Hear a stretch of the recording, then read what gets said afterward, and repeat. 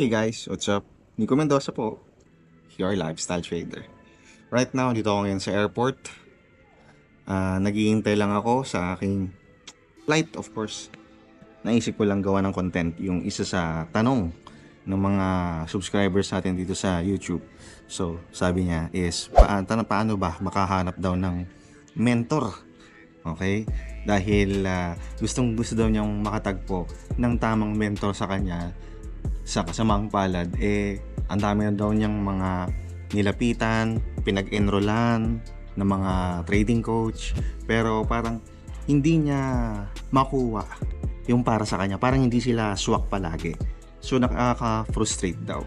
Alam mo, sobrang nakaka-relate ako sa message niya yun, sa nag-message sa akin ano. Because gano'n na gano'n din ako nung nagsisimula ako no? In fact, let me tell you this story guys, no? Itong sapatos ko, ito, pakita ko sa'yo yung sapatos ko. Napakaganda ng sapatos ko. Nakikita mo yan? Ganda, no? Yan, no? Yan. This is a collaboration of Adidas and Fear of God. Napakaganda, no? Nung nakita ko yan sa Adidas store, dito sa Roma, Italia, wala. Hindi ko na pinakawalan talaga. Alam mo, nalapat first sight ako dito kanina You know, ganda na shoes, Fear of God. Nung nakita ko to kanina, wala. Na-on the spot ako. And in fact, yung sapatos na to ay nagkaroon din ng hype to at some point in time nung nilaunch to. Dahil yung creator ng Fear of God, anyway, may magandang storya yon. Okay, galing siya sa Nike, and then lumipat ang Adidas. So, well, i-google mo na lang yung YouTube mo. Pero ako, ginawa ko yon, yung research na yan. Bakit nga ba may hype itong sapatos na to? And nung nakita ko na siya, I know the feeling na, no? Bakit nga ba ang ganda-ganda nito, bla bla bla. So, yeah, binili ko agad to nung nakita ko na in person, na parang love at first sight, kumbaga. And hype na hype ako.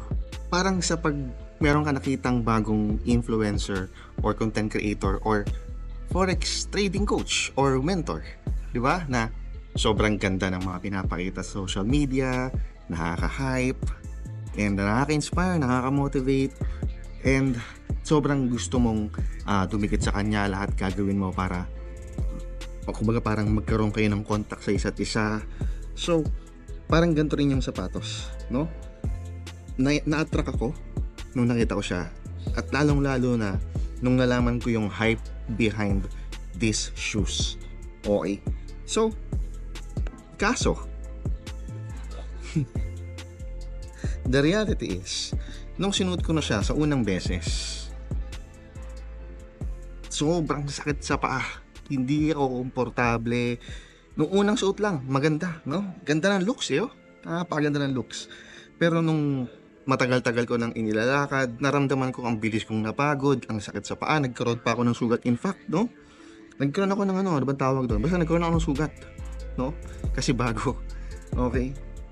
Parang sa mga nakikita rin natin mga nagko-content na mga forex trader, na coach, mga mentor, nadala lang tayo sa hype, pero nung pumasok tayo sa kanyang inner circle or sa kanyang VIP or sa kanyang trading course, in a way, parang nakakadismaya. Parang sometimes there are moments na parang yun na yun. Parang hindi siya worth it. Di ba? So ako, sa sapatos na to, by the looks of it, 9 out of 10 ang looks. Kaya napabili ako. Yung comfort niya, 5 or even 6 siguro, 6 out of 10, no? Ganon din sa mga trading coach na pina-follow natin or sa mga pina-follow natin. Yeah, pina-follow natin ang mga mentor. And in life, maraming ganon. Sa panahon ngayon, hype is very overrated. Tignan mo yung bag ko. Ganda ng bag ko, no? Ganda ng design. Limited edition, hindi na siya nire-reproduce. So, binili ko. And honestly, Masayang-masaya ako sa purchase ko na to. Parang nung may nakilala kang forex trader, coach, or mentor na yung mga turo niya ay swak sa panlasa mo kumbaga.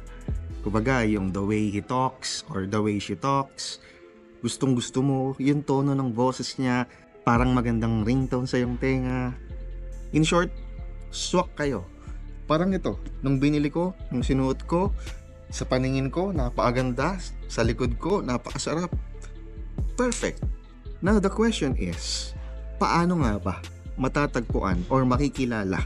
Or saan nga ba maghahanap? Or ano ba dapat yung mga hinahanap sa perfect trading coach or trading mentor para sa'yo?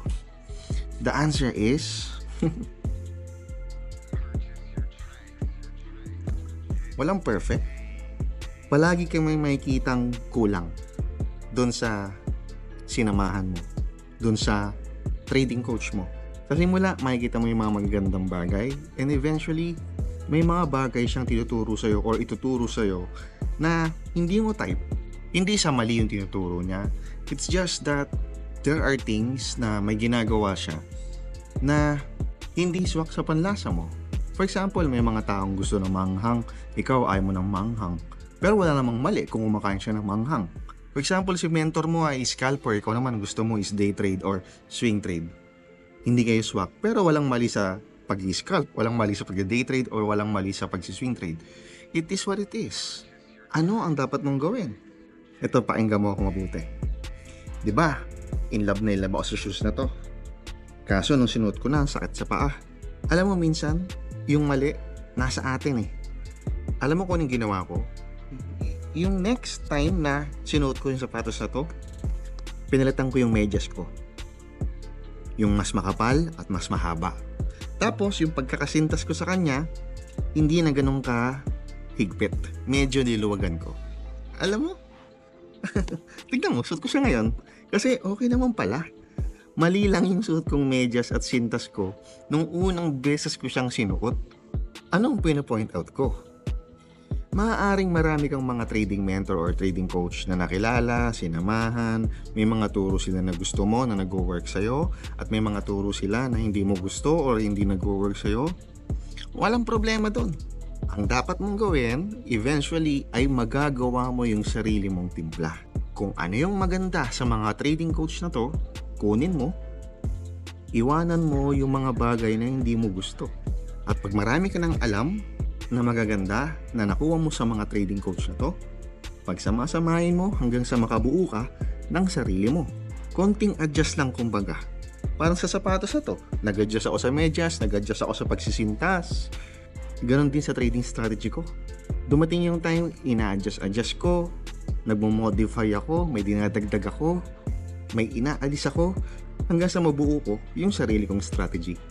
So, yeah, napakaganda na meron kang trading coach or trading mentor, at lagi mo tatandaan na napakaganda rin na bukod sa meron kang trading mentor ay meron kang sariling diskarte. Hindi ko sinasabi na hindi mo kailangan ng trading mentor. Ang sinasabi ko, darating yung time magkaaroon ka ng sarili mong timpla, tapos bonus pa kung nandyan pa sa tabi mo yung trading mentor mo. Solid yun. At yun ang goal ko sa mga students ko sa Lifestyle Traders Academy. Ituturo ko sa kanila lahat ng alam ko. Then eventually, magagawa nila or mabubuo nila yung sarili lang style. So, I hope may nakuha kang value sa video na to. Nagustuhan mo bang gandang klaseng session natin? Kumbaga parang coffee session lang, kwentuhan lang tayo. Habang naghihintay ng ating flight, pupunta na naman tayo sa ibang bansa para magbakasyon. Tapos hindi ka nagwo-worry sa budget or sa pera dahil patuloy ka kumikita kahit nasaan ka at kahit anong oras dahil tayo ay mga forex trader. Ayos ba yung ganung buhay, ganung lifestyle? Panalo, di ba? So paano? Mag-ikot-ikot muna ako habang naghihintay ng aking flight. And of course, huwag mo kalimutan mag-subscribe dyan, like mo yung video na to, at i-share mo na rin to sa mga trader friends mo. Kailangan pala nilang marinig yung mga salitang to. So, paano? Ciao.